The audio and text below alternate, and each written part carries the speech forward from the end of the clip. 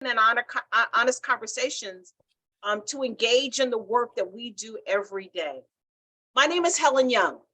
I am so proud to be a part of this amazing group of innovative, caring, humanitarian group of people that is to my left and to my right on your screen. My background is I've been in higher ed for about 20 years. I was faculty, counseling faculty, transfer center director, you name it, over at West LA Community College here in the Culver City area. From there, I've been had the honor of serving as the project director for the California Community College Transfer Guarantee to HBCUs, Transfer Pathways. I'm sorry, there's no shortcut for that name. And so in that work, I met two amazing colleagues. I met Dr. Khalid White, who served on our advisory panel, and we began to talk about what we could do to really bring some awareness to the need for Black faculty. And then I met this other amazing human being, Dr. Sasha Knox, while we were in the graduate program at San Diego State University. And three brilliant minds came together and we created Pipelines to Possibilities to really try to fill a need in our state, to create space and places for Black faculty. But not just that, we train them, we prepare them, we mentor them, we provide professional development that literally lasts a whole year while that student is a graduate student at their current HBCU. We have been doing this now for 3 years. We are currently serving our third cohort of 12 or 13 students across the various HBCUs. And so we love this work. We are committed to this work. And Sasha has a full-time job at San Diego State. Khalid has a full-time job at San Jose State. And we still do this work, right? Because it's that important to us. I'm gonna let Dr. White introduce himself last, but I'll let Dr. Knox introduce herself. Good afternoon, family. Come on in the room, as our auntie would say. I do have a small correction. I work at San Diego City College, the best community college there ever was, but earned my degree from San Diego State. So go Aztecs. My name is Sasha Knox. My full-time role is I'm the associate dean here at San Diego City College and dean of career education as well, which means that I am in love with all things labor workforce. I'm in love with the world of work. I'm in love with introducing pathways for our students within our P2P program to get into faculty positions here in California community colleges. But I'm also deeply invested in every single community college student that we have that hits our doors to make sure that they earn a livable wage and move from poverty at minimum to middle class. But I want to see everybody succeed. As Issa Rae said once, I'm rooting for everybody Black. So I am ecstatic to be in this space to really talk about ways and pathways and elevate the voice. I will let Dr. Khalid White introduce himself, and then I will also introduce our esteemed panelists today. Thank you. Thank you, everybody. I'm Khalid White, professor of African American Studies and Ethnic Studies at San Jose City College. I am a career educator and a faculty classroom type of guy. I enjoy the classroom, enjoy engaging with our youth and young adults. And I am also a proud HBCU alum and a proud member and co-founder of the Pipelines to Possibilities program. So I am very pleased that you all are here, and thank you for being here this afternoon. So I do have the honor and pleasure of introducing our panelists today who will present to us and answer a couple questions for us around this Black faculty table talk that I'll talk just a bit more about.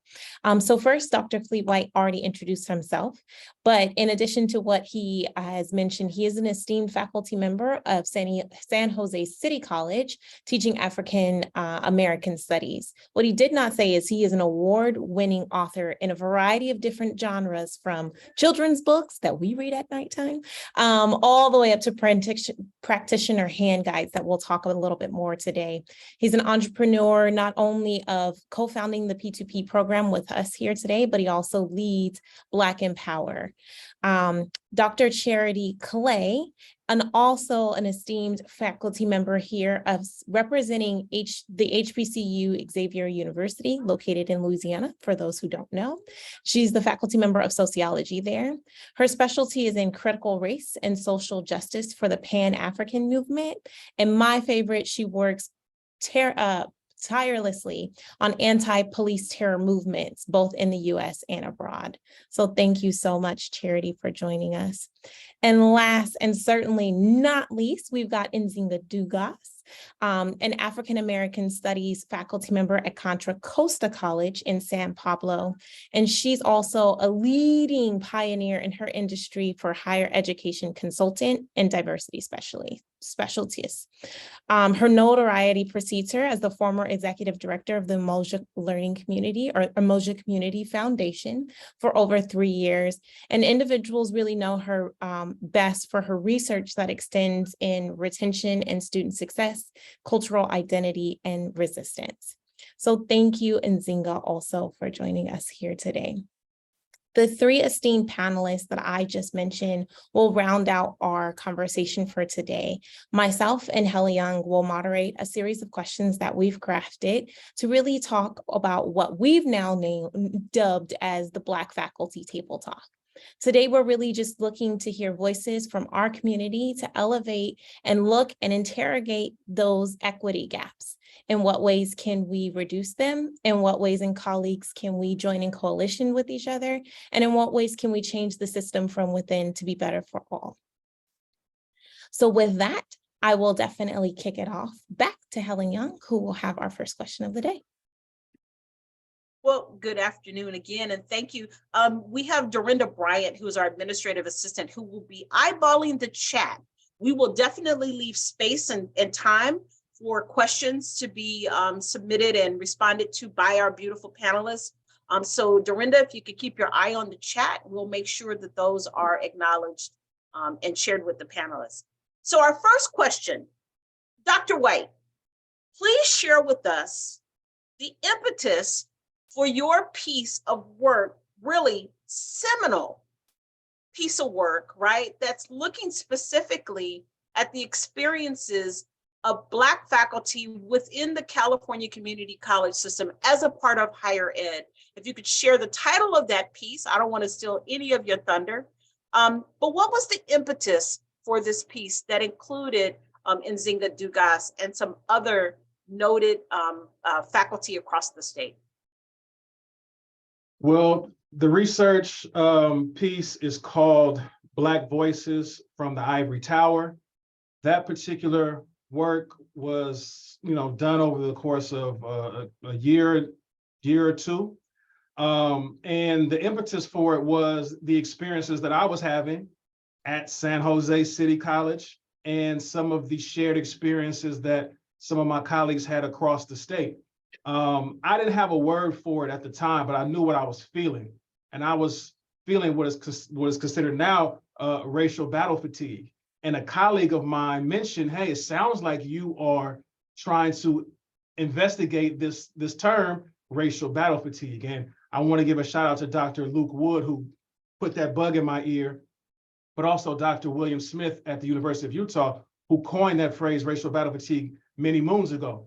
Although, again, I didn't have the language for it, and I tried to call out my college for saying they don't support Black faculty and Black students in our Umoja program and things of that sort. I wish I had that term at the tip of my tongue at the time, racial battle fatigue. So as I've kind of experienced that over the last several years on my campus and in higher ed, the more that I've investigated, the more I found out that this is not specific to my campus or specific to California community colleges.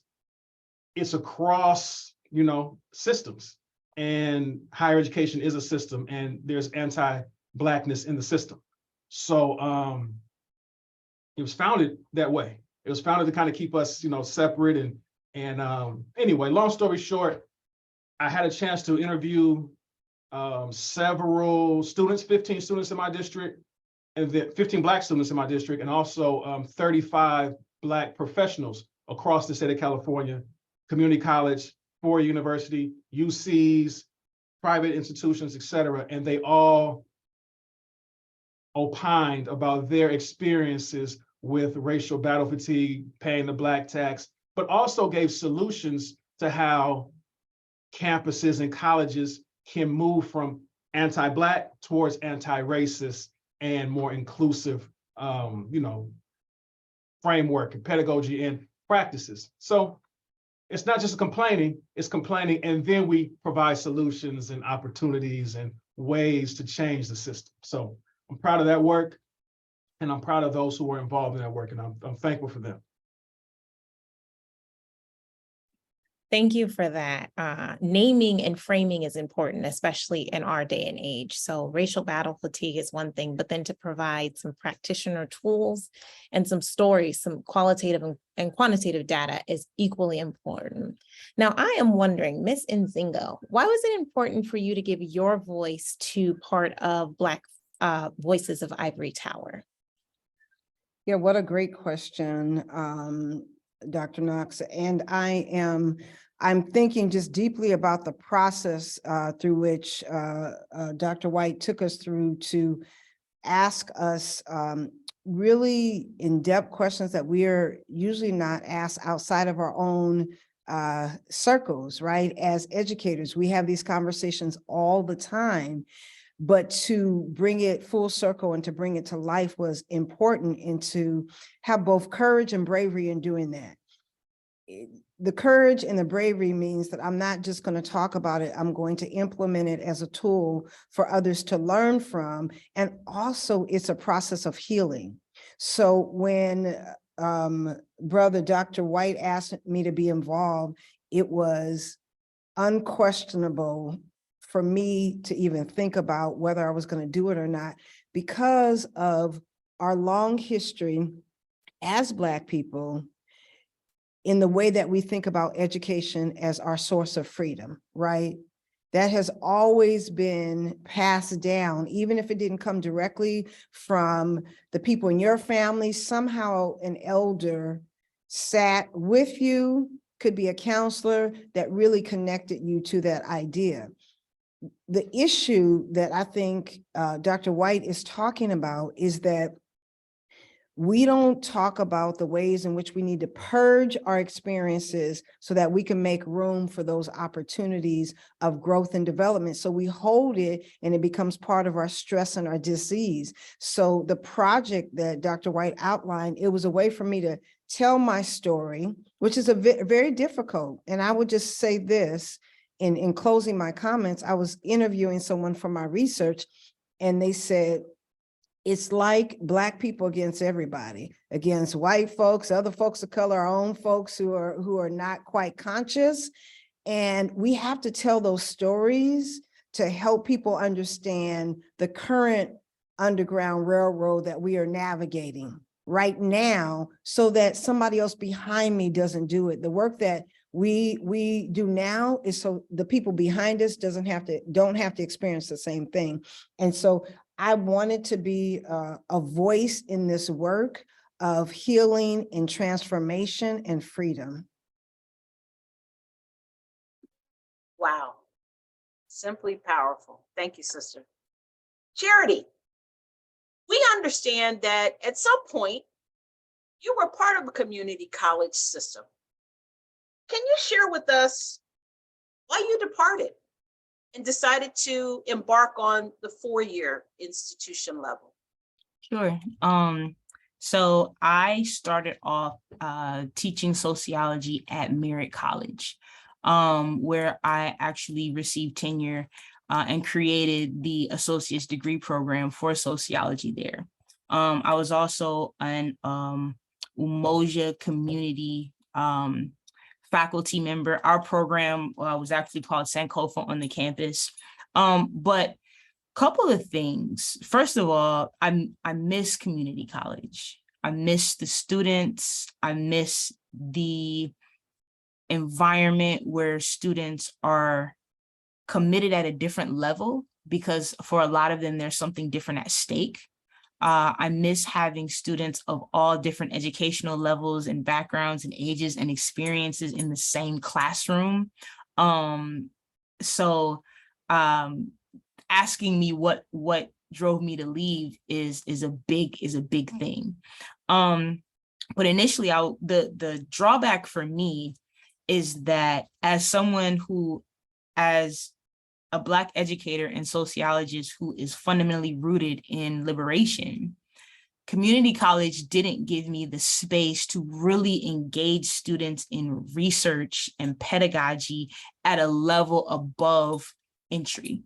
I had some political struggles with administration because they wanted me to teach the classes that they knew would fill, right? And I know this is something we all experience. So while I was trying to create a sociology degree program, because of, some of the transfer agreements with the CSUs and things like that, in terms of pipelines, their concern is that since classes like Intro to Sociology are always going to fill, you can put 50 students in them, you can put 60 students in them, because they're prereqs for so many different majors, for nursing. They would rather me teach 5 sections of that than be able to teach the robust type of classes that would be needed for a degree program. And I understood it, right? I understood their reasoning for that. But what it really did was it stifled my ability to grow as a professional, right? I wasn't teaching any upper division classes. I wasn't able to teach any topical classes. And so the opportunities in that way were just limiting.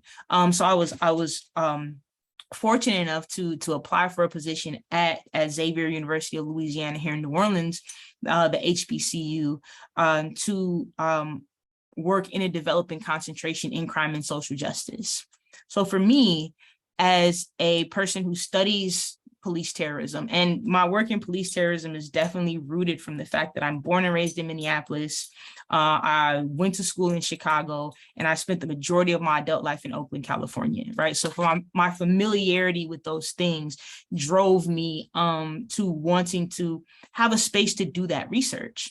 And then I love teaching Black students. So the fact that I was able to, one, do it at an HBCU, but also do it in a city that has such a storied and long tradition in not just the Black community in the United States, but the global Black community, that was like the only thing that could pull me away from Oakland, California, because there's something very uniquely and amazingly special about the community college system. I can only speak for California because that's what I know, but there's something really, really amazing in what happens in those spaces. So yeah, but that's what actually caused me to transition, but I do miss it. I definitely miss it. Well, we can have you back at any time. I'm just saying. Thank you for sharing such rich culture and deep-rooted values in everything that you said. So thank you for sharing. I have to admit that the administrator in me that's sitting in this seat said, ouch, a little bit, right? To hear about your personal growth. And we're huge proponents of professional growth and how that can push and pull. So that makes me wonder a little bit more about this next question that I'm going to ask, and it's open for anyone. We won't call on you, but please unmute and let us know, what are some of the biggest barriers or frustrations as a Black educator within our California community college system? And Charity already kicked some of that off.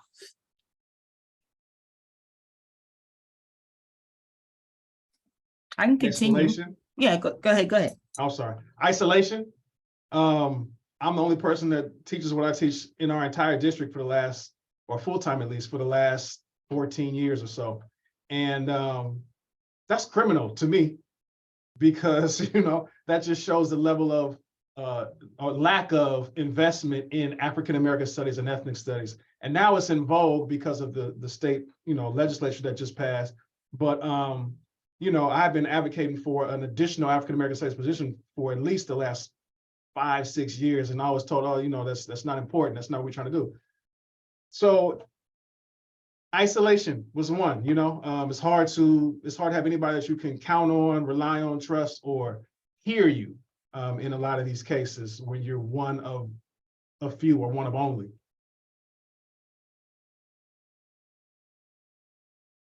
Charity. Yeah, I think another it's the battle between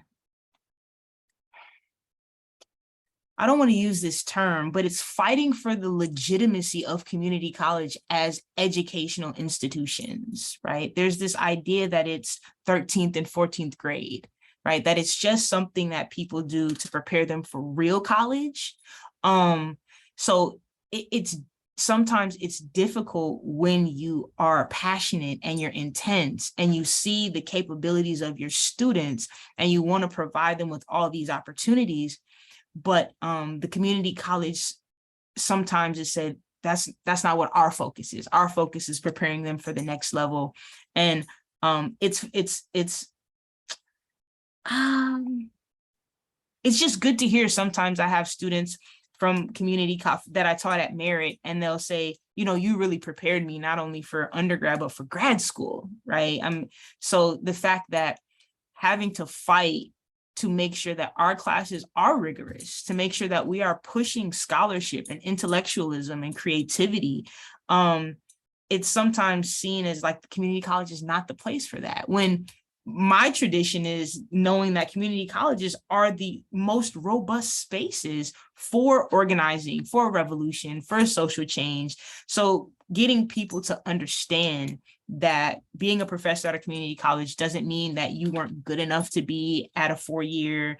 It doesn't mean that the students are any less intelligent or capable than those that choose to go to a 4-year. So that's one of the issues, fighting for saying, hey, it may be a community college, but it is just as educationally credible, right, as 4-year universities.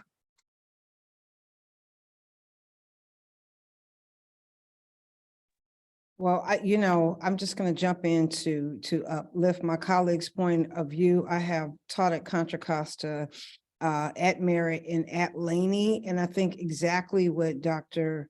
Clay is talking about relative to the rigor. I don't have so much of a problem with that, only because I do it and I tell students why I'm doing it.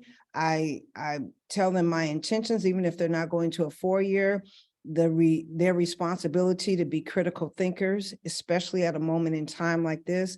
You need research for everything, just like you need math for everything. And so I connected to what are real life experiences. And so Dr. Clay, you kind of really laid out exactly that. And so I kind of have been able to move in ways where I can do that, and then know that my students are going to connect to those HBCUs in those 4 years. I think what I'm seeing on campus right now is also what Dr. White is talking about.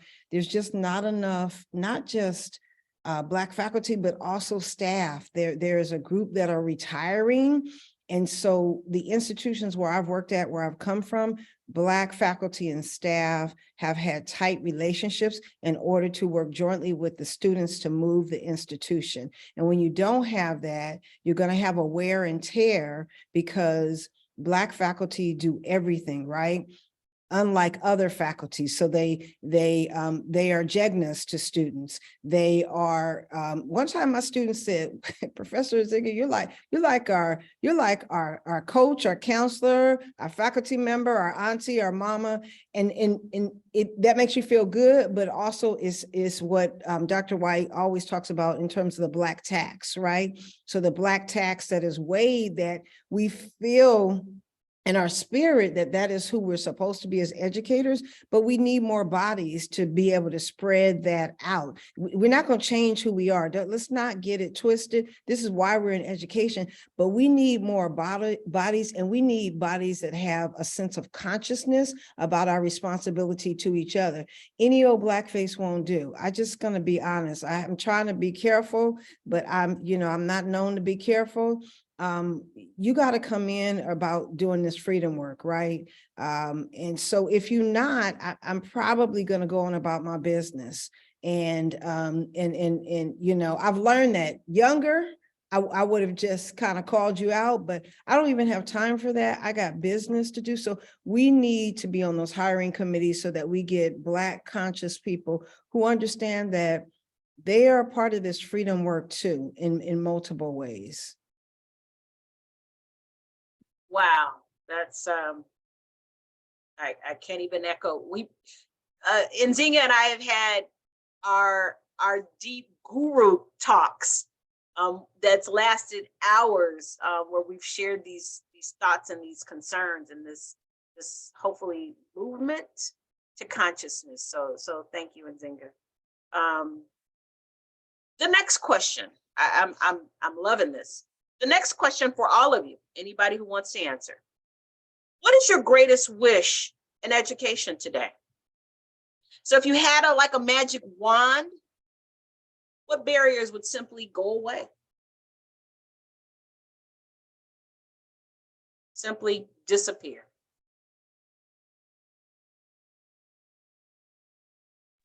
I can go.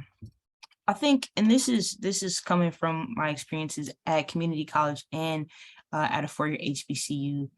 I think the biggest, and I don't know exactly how it'll come across, but I think the barrier is the way that society has framed education for students, specifically Black students, around professional earning, right? I think if I could, because I understand it, right? Especially when you have students coming from circumstances where they are looking at education as the way to change the trajectory of their family, right? I understand it. But the way it's presented to them in terms of you exchange this piece of paper that you get for this career, it creates a dynamic where they are not invested in the learning, right? They're trying to get the credential that can get them where they're going. And it ruins the opportunity to engage in the beautiful part of learning, because they're like, I'm just trying to get out of here. I can't tell you how many students are like, Dr. Clay, I understand, and this reading and stuff you're trying to get us to do is interesting, but I'm just trying to get my degree, right? I don't have time to invest in all of these things you're trying to get us to do because I'm trying to get my degree. And I think the barrier is that because they are so pressured to figure out what to do financially, that motivator sabotages the opportunities to actually learn, right? It develops some competition amongst them, where instead of studying with each other, they're trying to compete with each other. It changes the way they look at registering for classes or preparing their paths, right? So instead of wanting the I've had students say, Dr. Clay, I'm not taking your class because it's hard, right? Not that I don't want to learn this stuff, but I don't have time not to maintain the GPA that's connected to the scholarship that I need to stay here, right? So in that way, so getting rid of grades the way they're calculated, because students are like, what do I need to do to get the A, right? Instead of what's important for me to learn here that I can take to my community, that I can take to my family, that I can use in my relationships. So if I could get rid of, and again, I don't know how to do that, but eliminating the idea that the reason that they're in college is to get a piece of paper that's going to fast track them into some money-making career, right? That's what I would get rid of if I could, regardless of all the other things, resource-wise, just that framing and dynamic that we have in our education system right now. I'll go ahead and jump in here and kind of go a little bit sideways. And this it has a lot to do with your dissertation work, Dr. Young. For me, the biggest barriers is translating this conversation in the classroom to Black male success. And I know Dr. White has been talking about that, but I'm really concerned about what I see in the classroom. Like, Black women are coming in and they're doing the thing. They're figuring out how to do it with, 3, 4, 5 children, taking care of their mothers, all that.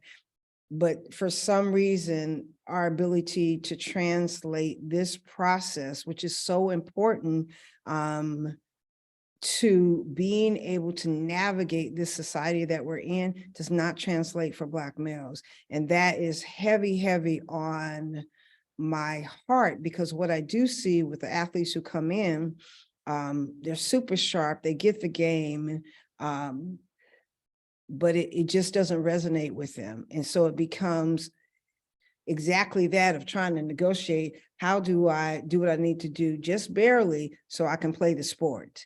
And and I think I've told this story before, but the most heartfelt story for me is that I had a brother, got to the end. How can I get a C? Well, you can't, because you're not even doing C work. I told you I don't socially pass. Where I've been coming, I came on the field, brother. Now I'm on the field. I mean, like trying to talk you to, do this thing, come to office hours. And he failed. So he had to take my class again, had an attitude.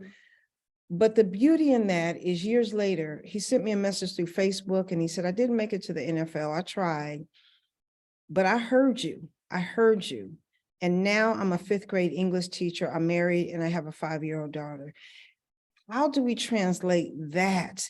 And how do we come together collectively, not pitting each other? Because you still got to work on young Black men, young Black women, older Black men and women.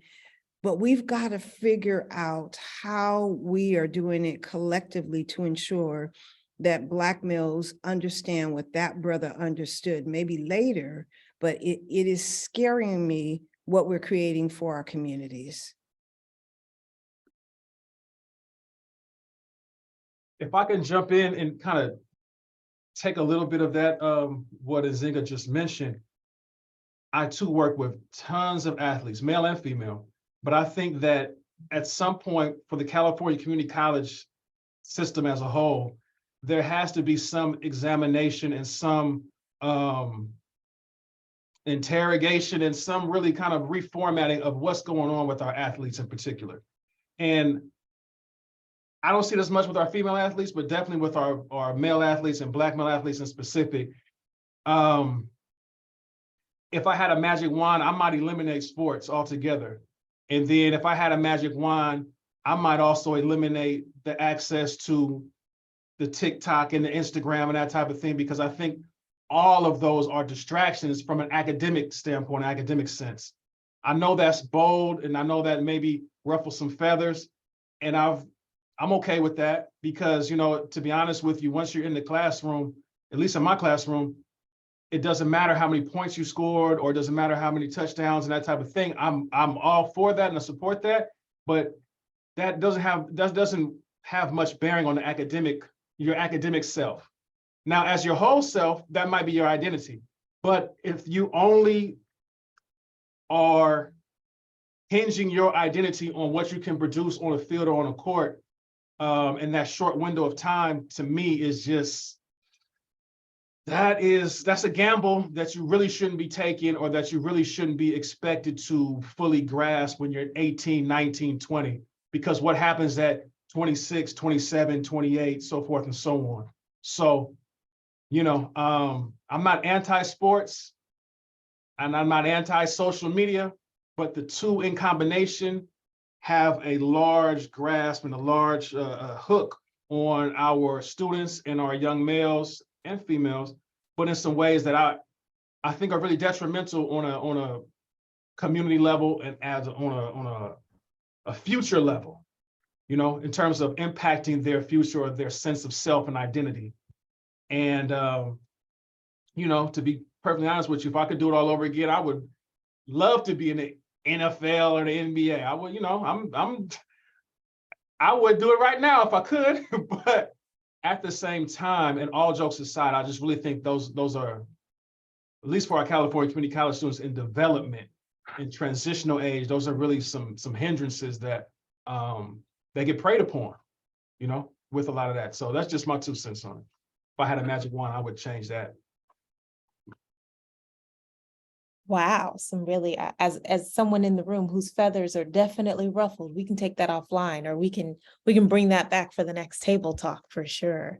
Thank you for sharing all of those items and ideas. I want to switch gears just a little bit and ask, particularly welcome back, Charity, right? Technology changes everything. I don't know. If we had more love for social media, you could have just joined from Instagram and kept the party going. But Dr. White wants to wave it all out with his wand. For the administrator, I'm going to change gears a little bit and ask you to speak directly to the administrators in the room who may be listening, who may catch the recording later. What are 2 ways, only 2, I know y'all like to talk, only 2, 2 ways that they can support you as faculty members.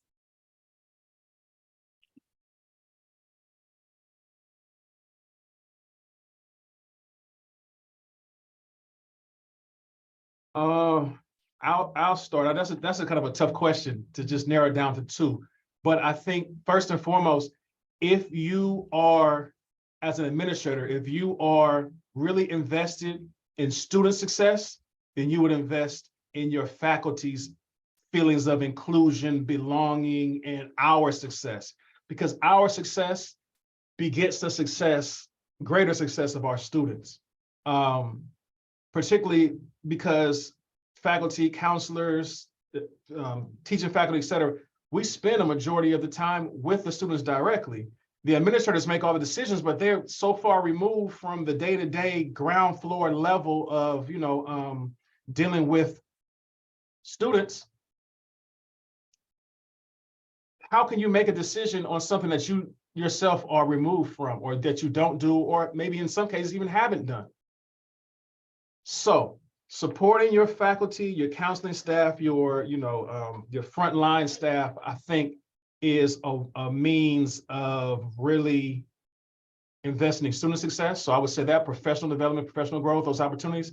And if I had another one, I would say something that was impactful for me was the chance to do these study abroad trips, whether they're HBCU trips or whether it's the international study abroad, or just to kind of see how life is other places outside of the context of the California community college system. In shameless plug, but in Black Voices from the Ivory Tower, we have in the book, we have several pages of suggestions, steps, and solutions that administrators can take to, again, support their faculty, their staff, their students, particularly those of us who are African American.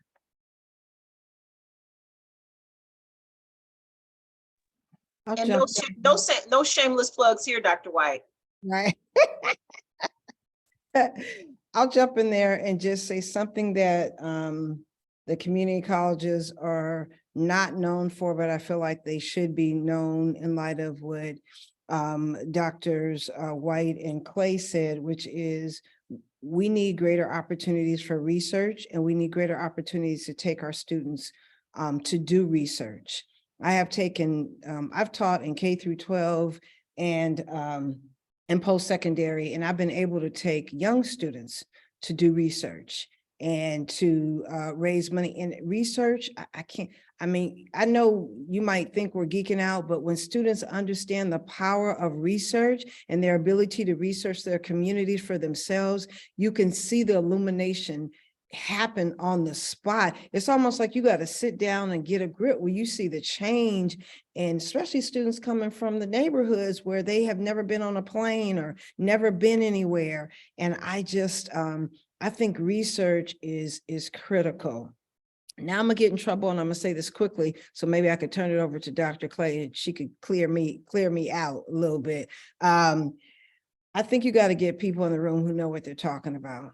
I think we have far too many groups, organizations who have not had the experiences, but they have place and positionality. I think that's okay for people to be there if you're gonna move something or drive something, that the people who are the line folks who are in the classroom teaching or doing the thing, if you're there to push those initiatives or those desires or needs, I think that's important. Sometimes we pull people in the room and what we get is an amazing conversation, because Black folks know how to talk and speak well, but we don't get clear products and outcomes that are going to change the conditions for the students. And so that's what I would share.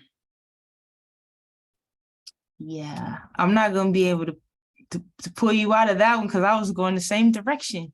One of the biggest things for administration from a faculty member is investment, because the turnover, in my experience, for community college for administrators is very high. And one thing I know about community college educators is, you're there because that's where you want to be, right? So the investment that you've made to the institutions is oftentimes not met by administration. I speak honestly. A lot of people look at these administrative positions as stepping stones to greater things. So the way they approach their responsibilities as administrators aren't even really considering what's best for the students, the faculty, the campus community, the local neighborhood, but it's how can I make my name stand out so when I apply for the next thing, I can have these things I've checked off during my time at this place, you know. And what bothers me about that is a lot of times administrators who are like that, right? Because all of them aren't, but this is in terms of what we're looking to change. They speak to us as if we don't know what's going on. Right. I think one of the issues for me as someone who is a data nerd, when I'm in the classroom, so I know about the food insecurity that the students are going through, about intimate partner violence situations, about substance abuse. And then we see these fancy reports about how all of these things are great and we're providing all these services that are presented by the administration to sell certain things about the school. And not only is it inaccurate from a data standpoint, but it cuts off the questions or the conversations about how we can improve, because the data makes it seem like we're doing these things where we need improvement. Right. So for me, I understand you want to sell the school, but if you're presenting it as having all these resources, and in my classroom and with my students, I know that there's room for growth, you've already stopped the conversation by making it seem like they're being handled. So that's the biggest, like I can't even think of a number two, because I think there's a lot in that one, but it's if you are going to be an administrator at a community college, don't just look at it as a stepping stone to something bigger. Invest in the space you're in. Even if you do plan to leave, make sure that you leave a legacy where the people coming after you are benefiting from the time you put there. For me, I wouldn't have felt comfortable leaving Merit if I didn't feel like the things I've done while I'm here they satisfy me to know that I've done good work, right? But we have administrators who, when it gets tough, they're like, let me find the next thing to jump to. So when the consequences of these things come, I'm nowhere near the fire. So, and I say that to say we're talking about change, but I've met some amazing administrators. The first time I actually was able to travel to Senegal was through a program, Council of American Overseas Research Centers has faculty development programs in Senegal, in India, in these different places, specifically for community college faculty, right? And it was an administrator that was like, hey, you should consider doing this, right? So we do have administrators that are super supportive that, will go to bat for you when you're asking for different things. But in terms of the culture of administration that I would love to see change, it's that investment. It's understanding that, don't come here just for a stepping stone to something else. Actually invest. And like Dr. White said, listen to the people who are doing the work, right? Listen to the people, whether it be students, staff specifically, right? But also faculty and community members. Because administration, higher education administration, and I'll say this because it's happening on HBCU campuses too, are starting to get distracted by money grabs, right? So corporations and different interest groups want to provide resources, so to speak, on campus in exchange for having a presence on some of these campuses that fundamentally is violent, destructive, right? Counterproductive to what the students need. And sometimes it's just because it sounds like a good opportunity and the administration is not aware of the consequences, but don't bring people in the room to make sure they're not making that decision with their limited view. Sorry, I spoke a lot. No, you did not. You spoke just enough. My mother used to say when she was alive, well, if it looks like it's too good to be true, it probably is. So you're right. Dressing it up, making us feel like, oh, this is the next great thing. You might want to take a beat back and look at that thing from a different perspective, or have another set of 2 or 3 eyes, like you said, give some credence to it one way or the other. Wow, this is so powerful today. This is so powerful today. I have the next question. Despite the racialized challenges of higher education, Black tax, racial battle fatigue, race lighting, what motivates you and keeps you in the profession, keeps you engaged in this work, despite all of those other things? What keeps you here?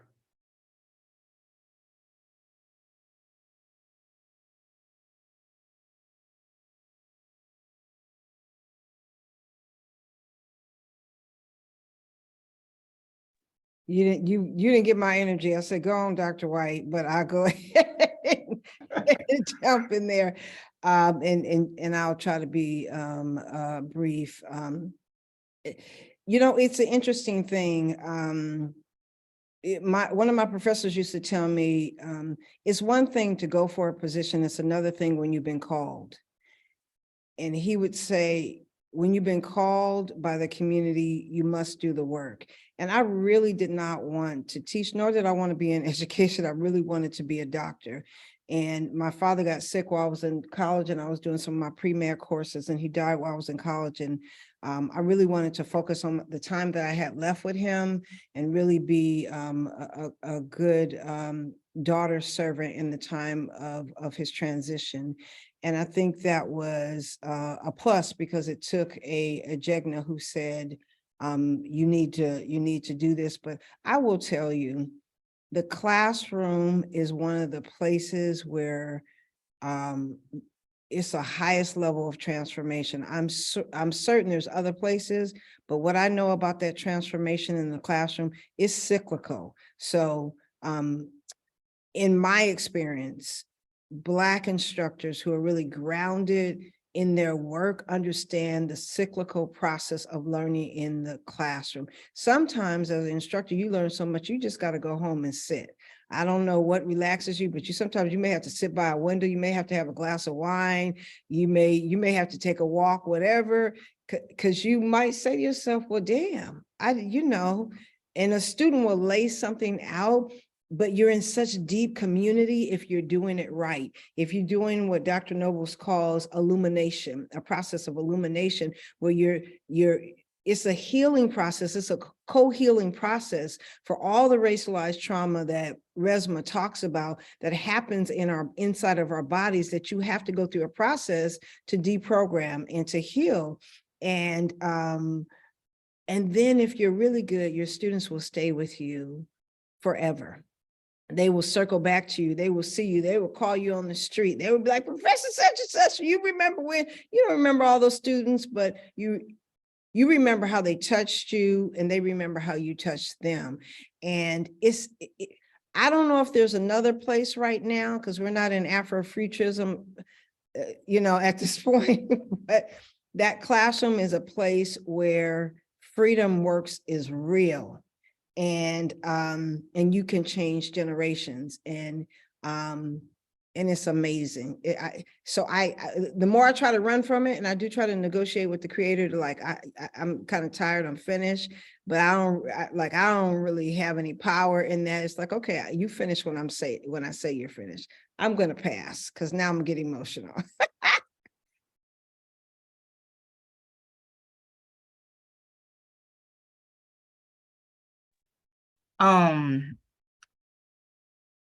In seconding all of that, right, the idea that it is a calling, I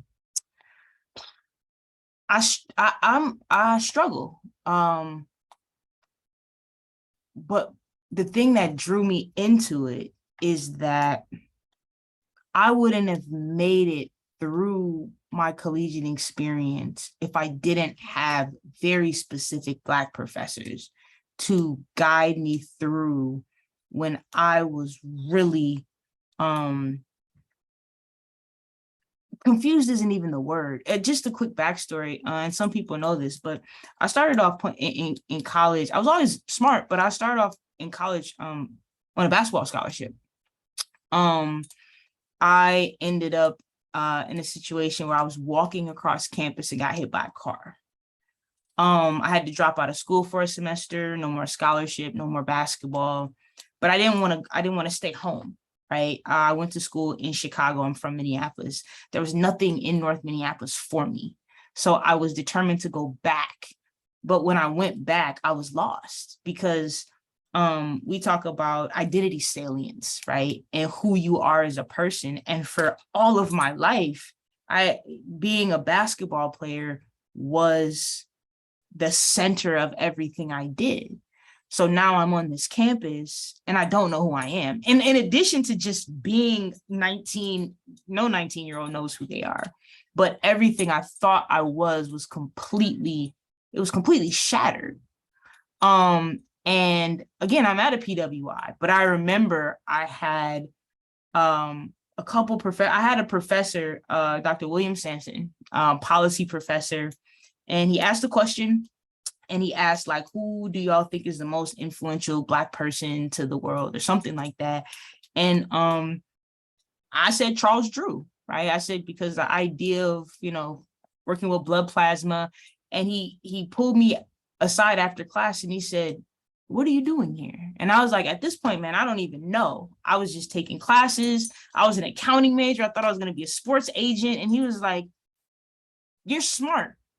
And I had been feeling so shrunk, right? That the fact that he saw me was something that shifted my confidence to recognize that not only did I deserve to be here, but that I was smart, and him and a couple other professors, they started, modeling for me what it looks like to be an educator. And, and you have models like, I really love Dwayne Wayne's character in A Different World. And, the small snippets we saw of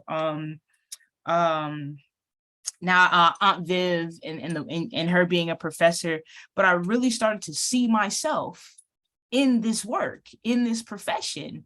So the thing that keeps me here is the fact that somebody may be looking at me or looking for someone to validate the fact that they can do this work, or not even just this work, just that they belong on a college campus, that the accent they have doesn't mean they're not intelligent, right? So I stay in these spaces, and again, it's a calling, right? Because we definitely don't do it for the money or the fame, right? Or the recognition. But it is a calling, and it's a struggle sometimes because of the Black tax, because of the hyper visible invisibility we have on campus spaces, because of the fact that when you're a caring professor, all of the students come to you, but the work is not shared amongst your colleagues, right? So I have students who come to me and I'm like, but I'm not your advisor, but I'm not going to turn you away, right? But the work, it gets heavy. But ultimately, it's because I know I needed somebody like the person I'm trying to be, right? And that's ultimately what complaint after complaint, issue after issue, turnover after turnover keeps me dedicated to being an educator. And I'm emotional too now, so. Bring us home, Dr. White. How do I follow up after both of them? I mean, I really just have to echo both of their sentiments. It is a calling, and similar to what Dr. Clay was just mentioning, I had some profound professors at the HBCU, or Morehouse College, where I went, male and female, and even some white professors there at the college who went above and beyond to really cultivate my learning and my knowledge and really my self-esteem, right? And my self-concept, my self-perception.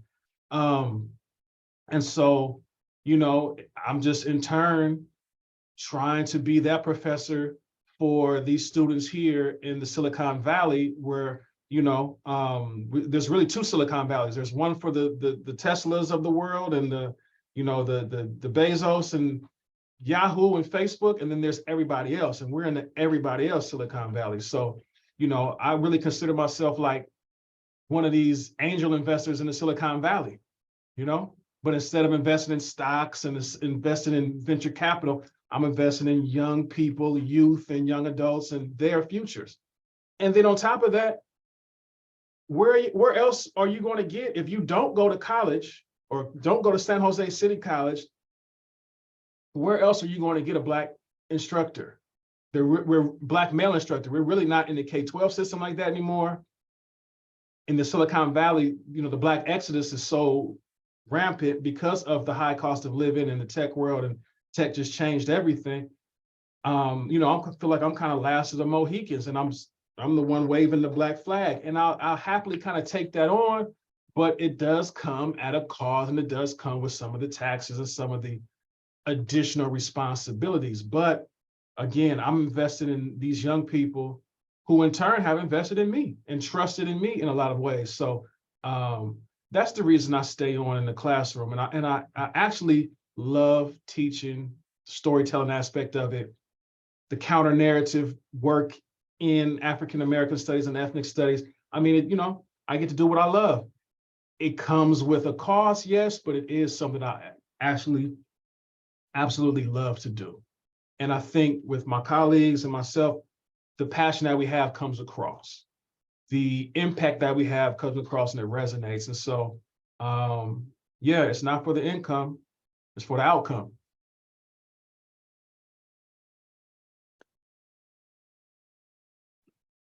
Definitely not for the income. Thank you for sharing, Dr. White.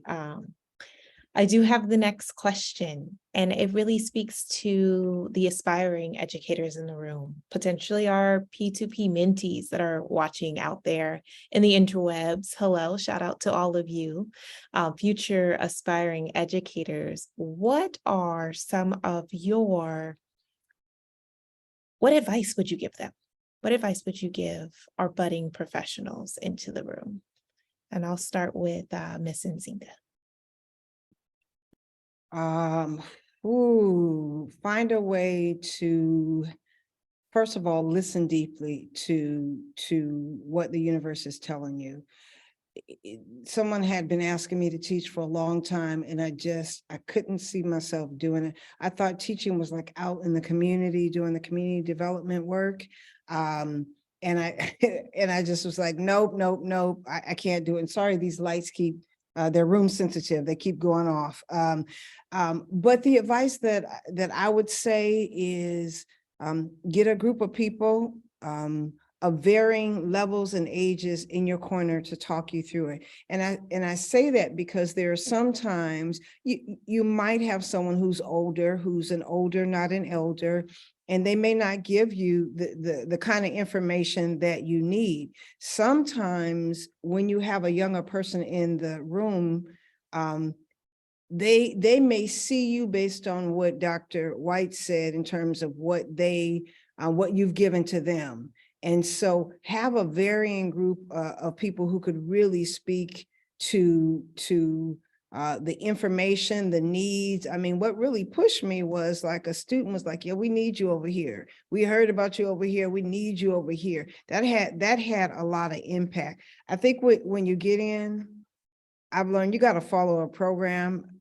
Out of all things, I really listen to the people who are already here about what to do, what don't do. Not necessarily about personalities, because I think that can be faulty. Maybe you get along with somebody and somebody doesn't get along with somebody else, but systems and structures that are designed to consciously and unconsciously not allow you to be and do who you want. And so really getting a group of people around who are going to speak truth and wisdom underscored by love into what your interests are. And they've got to love what they do. I think when you really lifted that up, Dr. White, I think a lot of people don't love what they do. They don't love their work. And why would you talk to them? Why would you put yourself in that position? And so, and then I think you have to carve out your expertise.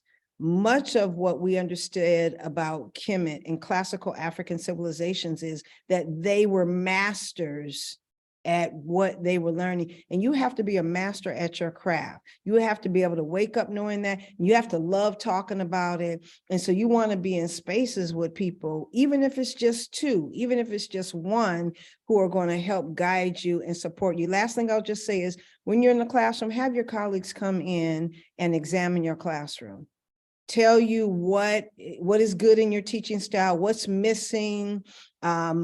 Be willing to hear from them without wanting to fight back. They may see some things that you don't see. You may think you're a great instructor, but you may miss something on your learning outcomes. Have people who honor and respect you come sit in my classroom and give me feedback. You don't need the institution to do that. You actually can do that for yourself, and you can actually put that in your file. And so there's certain processes and systems that are going to be beneficial to you. The last thing I'll say is find a way to love your work. Find a way to love what, I mean, you're gonna be tired, y'all. Come on, coming in like doing something all the time, but find avenues where you just fall in love with your work over and over again. And I used to say, with every job, no matter what, I'm always going to teach. So just know that that's got to be in my contract. That's got to be in the understanding. I'm going to teach because it brings me life. And so make sure in your work that you're loving the life that you're living inside of your work.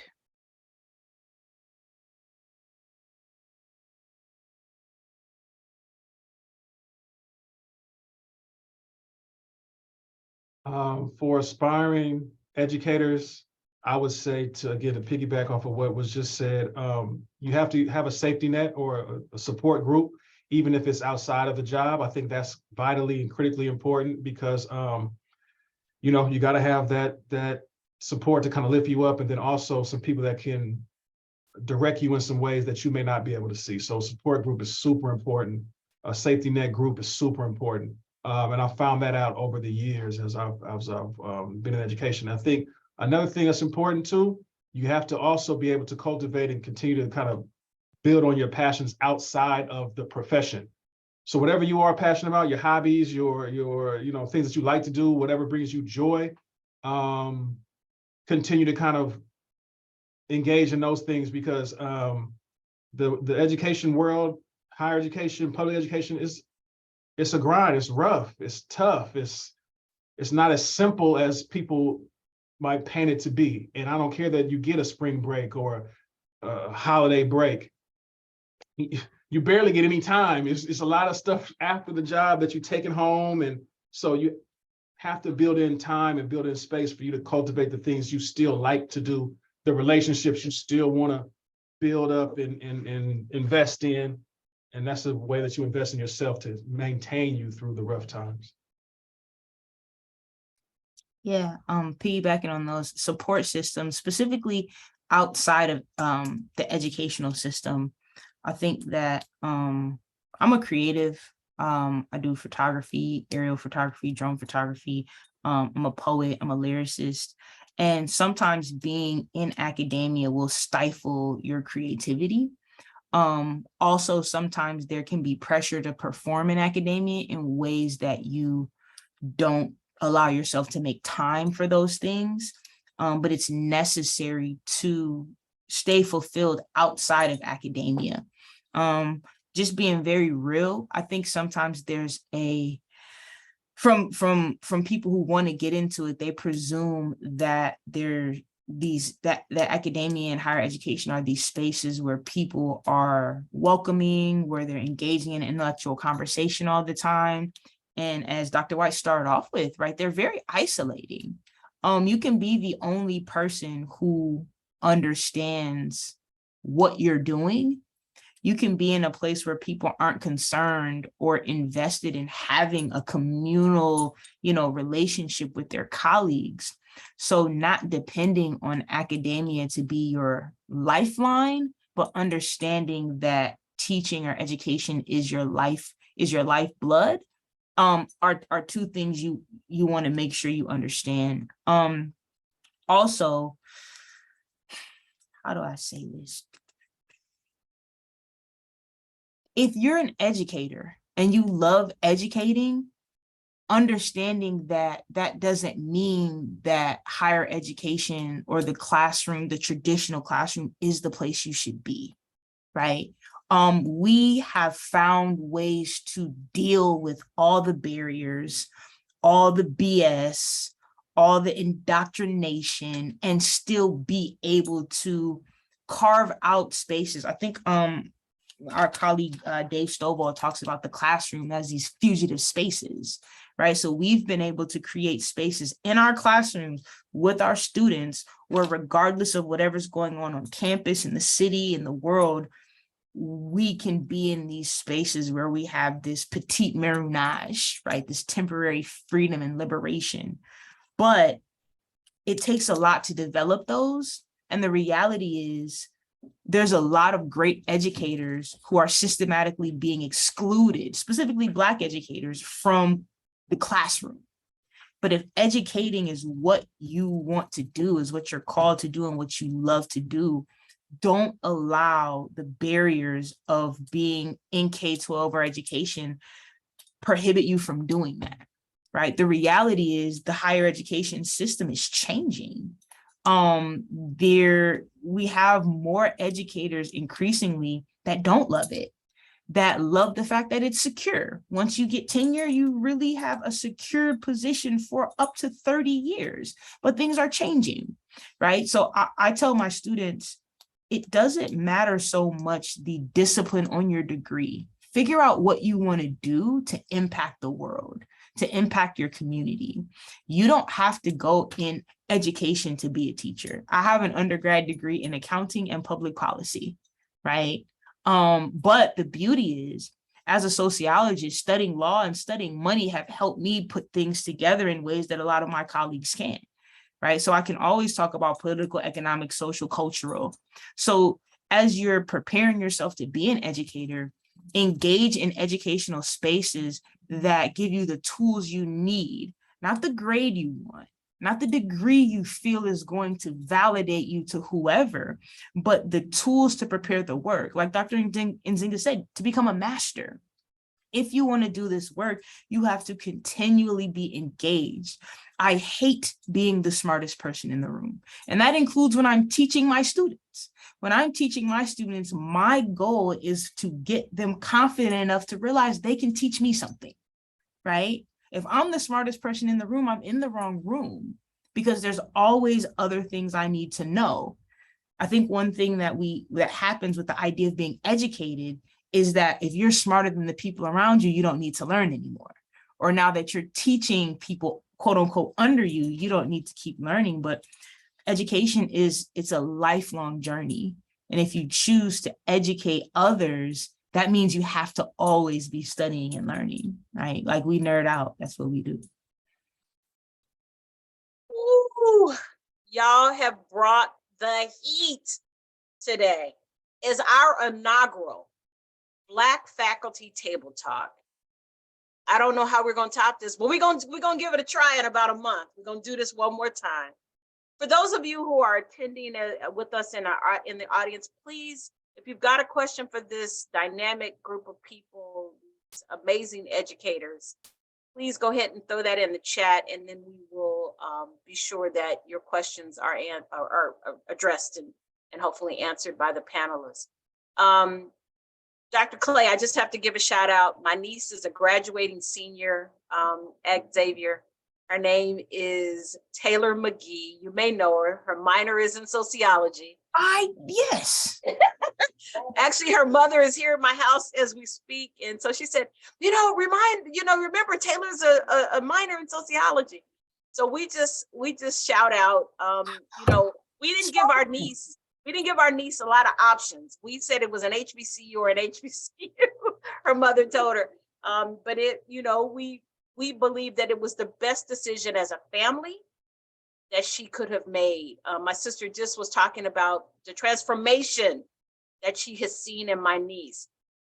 Pipelines to Possibilities loves California community colleges, but we love HBCUs because we believe in the transformational experiences that happen in that environment that is likely not to happen for a Black student anyplace else.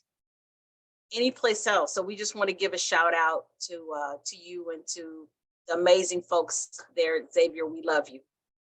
We'll see you I'll see you in about a month at graduation. Indeed, yeah, yeah. No, and I say this all the time. I wouldn't be the professor I am here at Xavier if it wasn't for the time I spent at Merritt and at Laney. I fundamentally would not be able to impact students. Quick story. I took students in my Umoja and my Sankofa program on an HBCU college tour. Mm-hmm. And that's when I realized, like, I could see myself on one of these campuses. It's an environment, yeah. Yeah, the things that they're doing at these places is something that I was fortunate to expose some of my students to. But also, I think, just real quick, this is an aside, but unfortunately, HBCUs are not attractive to most people entering the professorate at this point. I agree. That's an unfortunate thing, you know, because of some of the structural things we deal with.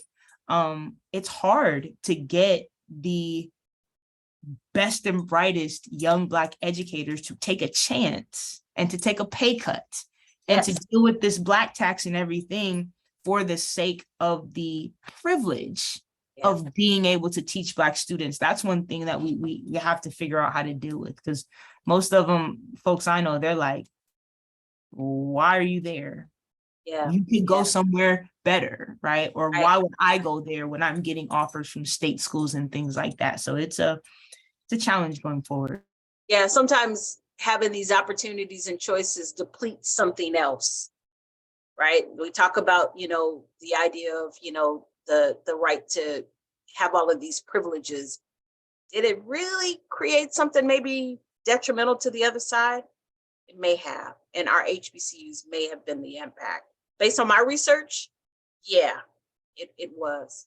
Well, I'm gonna open it up to Q&A. I believe, Dorinda, do we have a question or two for the panelists? I have not seen not a question yet. Okay. Oh, I found one. Here's one. This is from our brother, Dominique Beaumont, who's part of the Umoja community. How do you stay grounded in our practice in educational environments that are intimidated by our academic prowess? Wow. How do you stay grounded in our practice in educational environments that are intimidated by our academic prowess? Dr. White, what do you think? How do you stay grounded? That's a great question. Similar to what Dr. Charity just mentioned, I don't want to be the smartest person in the room. I'm bright, I'm intelligent, but I don't want to be, you know, I know that I don't need to be the smartest person because I have something else to learn, other ways to grow, other ways to evolve. And that, I'm hoping, keeps me grounded. You know, I don't have the organization skills of a Dr. Sasha Knox. I don't have the communication skills of a Dr. Helen Young, you know, I know that. So I want to associate myself with those individuals and individuals like them in order for me to stay grounded and remain grounded in a way that will help to inform my pedagogy, my practices, and also my relationship building. And so, so much of this for us as Black people, and also for other people of color, is relationship building. So Gotcha. I have to stay grounded in the fact that, you know, I want to make positive impacts and positive relationships with those that I'm engaged with, whether those be students or whether those be colleagues or other, you know, administrators, what have you. So that's part of the way that I try to keep and remain focused on staying grounded. I could fall back on, oh, I do this, I do that, I'm this, I'm that, you know, and I just try not to do that, because there's always somebody else out there that I can learn from and glean from. Yeah, it's iron sharpening iron. And if we don't rub on up against each other, just not gonna grow. We're just not gonna be any better. We're gonna continue to stay stagnant in that same space and time. I absolutely love rubbing up against my colleagues. I love it. I love it. Charity, what do you think? How do you stay grounded? Can you repeat the question? So it says, how do you stay grounded in our practice in educational environments that are intimidated by our academic prowess? So no, here's the thing, right?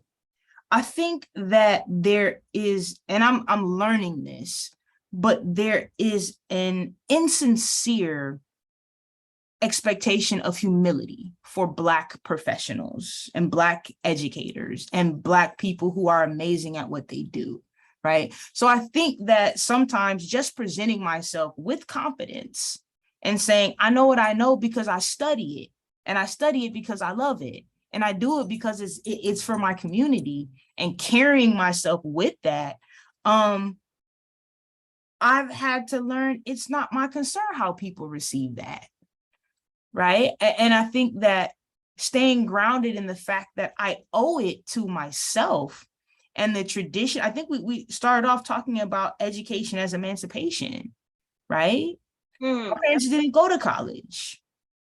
My grandma didn't go to school. So for me to shrink myself just because someone expects me not to shine, I'm grounded in the fact that I owe it to them to celebrate the fact that I worked to get here. Come on. I think that that's the thing that I struggle with, because sometimes, and I say this just recently, they'll ask about publications and about scholarship and what you're doing. And because I don't want to be intimidating, I don't want to seem like I'm trying to show other people up, I'll just keep my accomplishments to myself, right? And I'm learning that may not be the best move, right? So I think that when we talk about being grounded, I think it's okay to be grounded in greatness. I think it's okay to say, I think 2% of the population of the United States has PhDs. I don't have to act like it was by chance or by luck that I went to Texas A&M University. Texas A&M University still has Klan member statues on its campus right now. Right. So to act like I need to be mindful of the fact that my brilliance or my passion or my intensity may bother some people who don't share it or don't at least appreciate it, I'm starting to learn that that's not my concern. Right. Staying grounded in the legacy of my ancestors, the scholars that I look up to, the students that I impact, the community that I come from and represent, that's enough grounding for me. Like, if you got a problem with me being smart, then you got to take that up with Jesus. I love it. I love it. We literally have run out of time.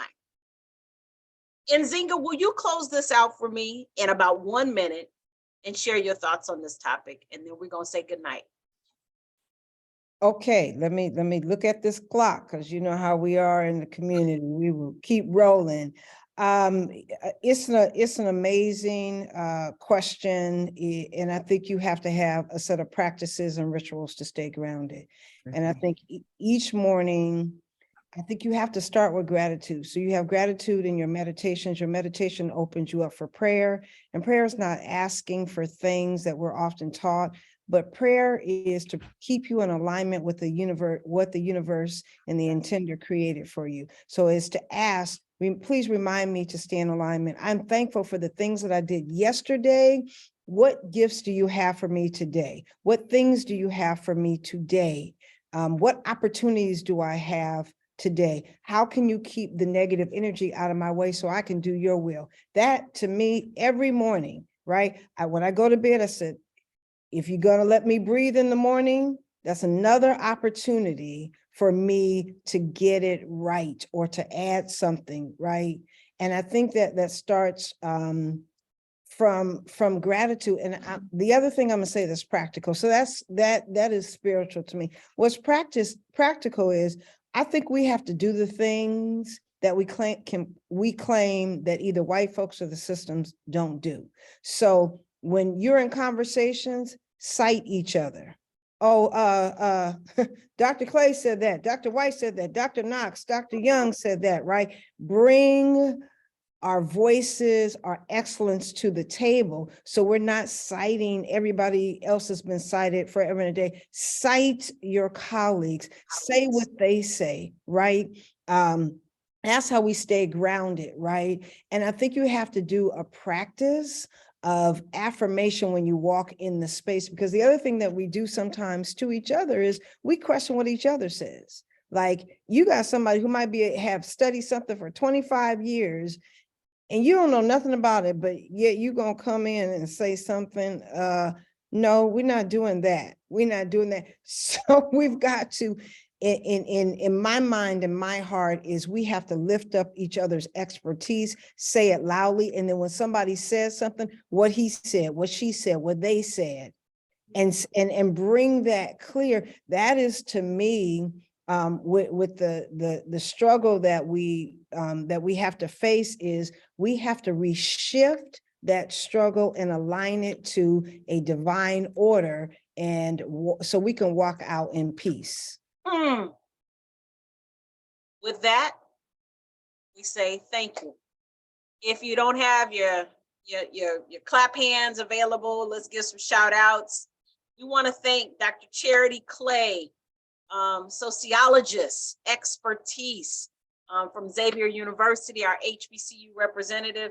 We want to thank Dr. Khalid White, one of the founding members of P2P, but in his own right, an author, an activist in his community, professor of expertise. And then Zinga Dugas, one of my great spiritual sisters, who I often go to for guidance, and has been a part of this California community college system for many years. We thank you. We appreciate you. And if you are in the audience, please join us again next month for our next installation, Black Faculty Table Talk. I'll leave my space for my two colleagues to say anything, and we thank you. Dr. White, Dr. Knox, any last words? Thank you all for being here. We love you. Thank you. And we'll see you next month.